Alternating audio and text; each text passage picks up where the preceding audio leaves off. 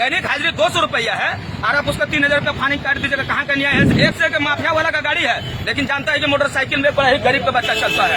आप पकड़िए उसको, आप पकड़िए, हम आपका साथ देंगे। पकड़िए बिना हेलमेट वाला। क्या 300-400 में लाइसेंस बनेगा, लेकिन ये सब चीज नहीं करेगा, नहीं करेगा। इन लोग कहेंगे कि मानवता भी बहुत बड़ा चीज होता है।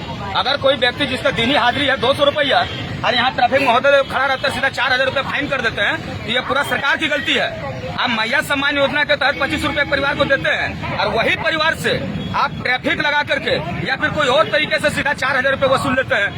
हम इस बात को स्वीकार करते हैं कि आपका पेपर अप टू डेट होना चाहिए, आपका इंश्योरेंस होना चाहिए, आपका पॉल्यूशन होना चाहिए, आपका पेपर परफेक्ट होना चाहिए। सबसे बड़ा चीज होता है हेलमेट, वो जरूरी है। लेकिन पुलिस प्रशासन से भी कहेंगे कि थोड़ा सा मानवता भी बहुत जरूरी है। कहीं कहीं पर आपको कुछ नियम कानून को दरकिनार करके मानवता को पहला पहल देना होगा, क्योंकि मानव है तब जाकर के कानून है। अगर कानून है और मानव ही ना रहेगा तो ऐसा कानून बेकार है। हम प्रभारी साहब को बोले, एक व्यक्ति है बताइए जिसका मतलब दैनिक हाजिरी 200 रुपया है और आप उसका 3000 रुपया फाइन काट दीजिएगा। कहाँ का न्याय है? कहाँ का न्याय है? थोड़ा सा आप उन लोगों को एक वार्निंग दीजिए।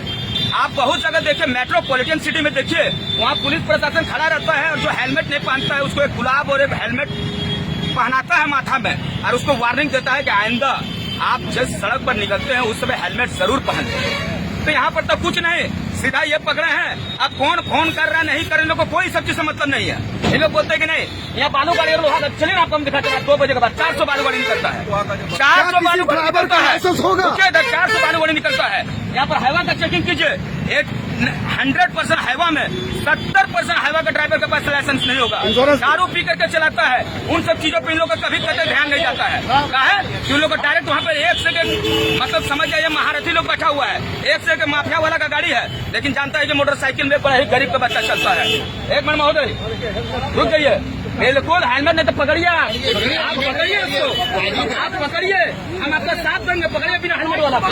हम सर आपका साथ हम देंगे, दिखाइए उसको अगर हेलमेट नहीं पहना है तो। देखिए उस चीज को। अगला जी, अगर आप इसका समाधान किस तरह देखते हैं? नहीं, समाधान का मतलब क्या है? सरकार समझ जाइए कि जनता को इस प्रकार से मतलब एक घेराबंदी में घेर रही है कि वो अपना नाम भी कमा ले और पब्लिक को डायरेक्ट जो होता है उसका पैसा उसका पॉकेट से निकाल ले। गलत बात है, आप वार्निंग दीजिए, क्योंकि गोविंदपुर एक ऐसा जमीन है, एक ऐसा धरती है जहाँ पर आप पता कीजिएगा तो 90% लोगों का 300 रुपया दैनिक हाजिरी है। और जिसका 300 रुपया दैनिक हाजिरी रहेगा और एक बार में चालान का नाम कहकर मान लीजिए कि 4000, 5000, 3000 रुपया दे देगा, तो याद रखिए उसका परिवार का छोटा बच्चा तो भूखे मर जाएगा। लाइसेंस विभाग में भी लाइसेंस का काफी मूल्य बढ़ा दिया गया। विभाग में तो समझिए एक मजाक बना दिया। जाइए 6000 रुपया लेगा लाइसेंस विभाग वाला आपको एक लाइसेंस बनाने में।